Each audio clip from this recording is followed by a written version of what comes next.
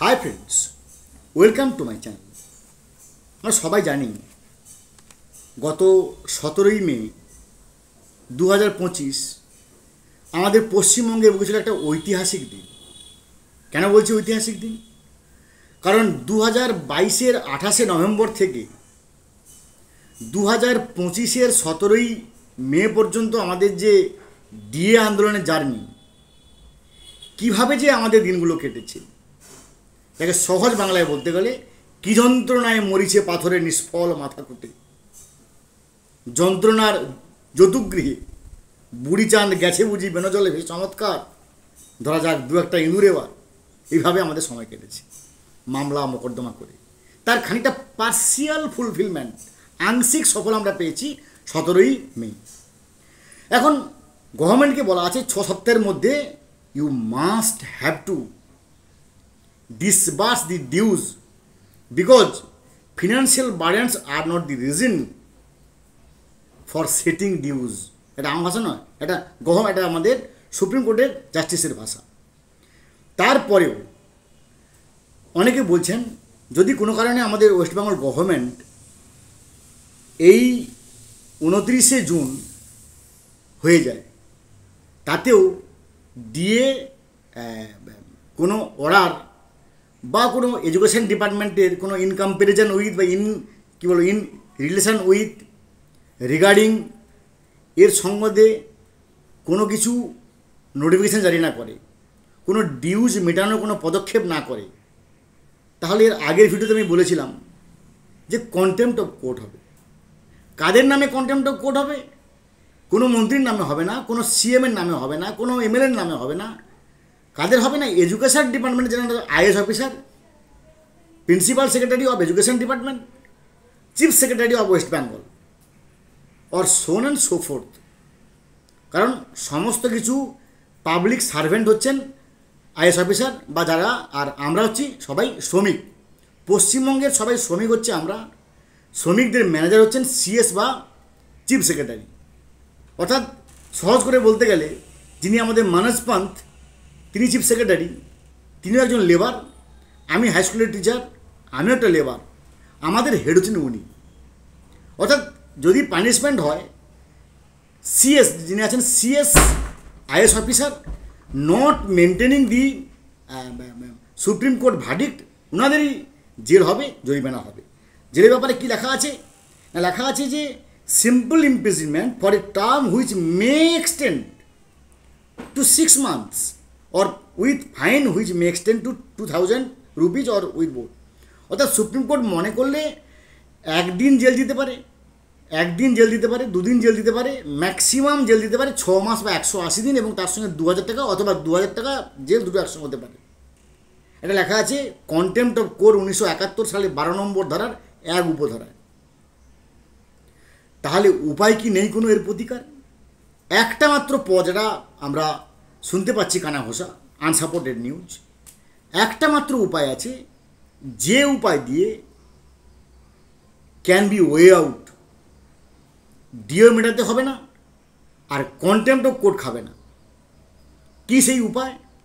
না, উপায় এই 1971 সালের যে কন্টেম্প্ট অফ কোর্ট, তার 13 নম্বর ধারার বি উপধারায় একটা ছোট্ট আইনের প্যাঁচ করা আছে। যে কথা বলছি মন দিয়ে শুনুন। 1971 সালের কন্টেম্প্ট অফ কোর্টের 13 নম্বর ধারার বি উপধারায় একটা ছোট্ট আইনি প্যাঁচ করা আছে, যাকে বলা হচ্ছে jugglery of words, twisting of law. কি আইনের প্যাঁচ? The court may permit in any proceeding for contempt of court justification by truth and a valid defense if it is satisfied that it is in public interest and the request for invoking the said defense is bona fide। কথাটা সহজ বাংলা কি বা সহজ তর্জমা কি হবে? না, যদি কন্টেম্প্ট অফ কোর্ট তখনই লাগু হবে না বা লাগু করার পরিস্থিতি আসবে না যদি এটাকে কন্টেম্প্ট অফ কোর্ট লাগু করতে গেলে এরকম একটা পরিস্থিতি হয় যে সেখানে সরকার বা যার বিরুদ্ধে কন্টেম্প্ট হয়েছে তিনি যদি এটা বোঝাতে সক্ষম হন যে ভাই এর সঙ্গে পাবলিক ইন্টারেস্ট জড়িত আছে, এর সঙ্গে তার জন্যই আমি এইটা করতে পারছি না, তাহলে কিন্তু একটা সেফ ডিফেন্স হবে। কথাটা সহজ বাংলা কি, অর্থাৎ একটা স্টেটের মুখ্যমন্ত্রী হচ্ছেন অ্যাডমিনিস্ট্রেটিভ হেড, তিনি কিন্তু সংবিধানের হেড নন। একটা মুখ্যমন্ত্রীর সংবিধানের কিছু না, একটা রাজ্যের দুজন হেড থাকে, একটা হচ্ছে অ্যাডমিনিস্ট্রেটিভ হেড, একটা হচ্ছে কনস্টিটিউশনাল হেড। সুপ্রিম কোর্টে বা যে কোনো আইনের ব্যাপারে যিনি আছেন সাংবিধানিক প্রধান, তিনার গুরুত্ব অসীম। আর প্রশাসন স্বরাষ্ট্র ক্ষেত্রে যিনি অ্যাডমিনিস্ট্রেটিভ প্রধান, তার ক্ষমতা অসীম। যখন এই সুপ্রিম কোর্টে প্রশ্ন আসবে, আইন আদালতে প্রশ্ন আসবে, কোনো কিছু আইনের মারপ্যাঁচে প্রশ্ন আসবে, তখন পাওয়ারটা জেগে যাবে যিনি আছেন গভর্নর। একটা রাজ্যের যিনি গভর্নর, তিনি হচ্ছেন কনস্টিটিউশনাল হেড বা সাংবিধানিক প্রধান। যদি স্টেট গভর্নমেন্ট একটা রিপোর্ট তৈরি করে যে এই মুহূর্তে ডিএ দিতে গেলে আমাদের উপর যে ফিনান্সিয়াল বার্ডেন পড়বে, সেই ফিনান্সিয়াল বার্ডেনে পাবলিক ইন্টারেস্ট ব্যাহত হবে। লক্ষ্মীর ভাণ্ডার পাবলিক ইন্টারেস্ট, যুবশ্রী, শিক্ষাশ্রী ইত্যাদি, হেনশ্রী তেনশ্রী, এরকম হাজারটা শ্রী আছে যেগুলোতে টান পড়বে, যেগুলো পাবলিক ইন্টারেস্ট, তা সেগুলো মেবি ডেটোরিওরেটেড। তাই যদি রাজ্যপালের সই করিয়ে যদি এখন রিপোর্ট জমা দিতে পারে সুপ্রিম কোর্টে, তাহলে 1971 সালের 13 নম্বর ধারার বি উপধারা এই স্টেট গভর্নমেন্টকে বাঁচিয়ে দেবে দিয়ে দেওয়ার হাত থেকে। কারণ এখানে পরিষ্কার বলা আছে আইনের, এটা আমার কথা নয়, এটা 1971 সালের 13 নম্বর ধারার বি উপধারায় বলা আছে, the court may permit in any proceedings for contempt of court justification by truth, তাকে সত্য বলে প্রমাণ করতে হবে। আর রাজ্যপালের সই মানে সেটা জাস্টিফিকেশন বাই ট্রুথ। নিশ্চয়ই আমি আপনাদেরকে একটা উদাহরণ দিচ্ছি।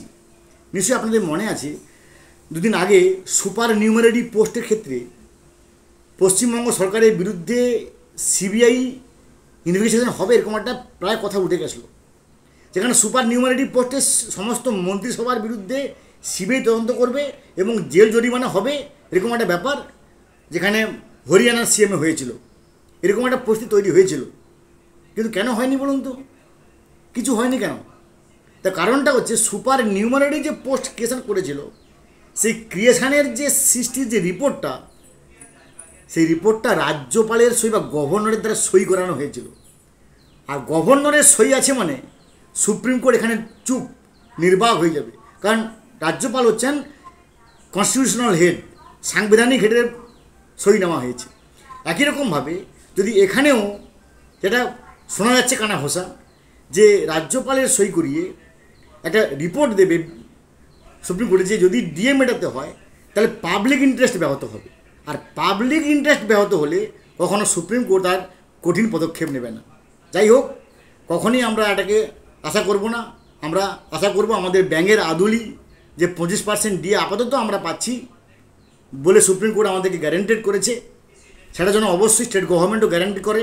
এবং 4 অগাস্ট সে পরে হবে, কিন্তু আপাতত যেন 25% পাই, কারণ তার জন্য অবশ্যই আমরা তীর্থের কাকের মতো বসে আছি। ভালো থাকুন, have a good day, thanks.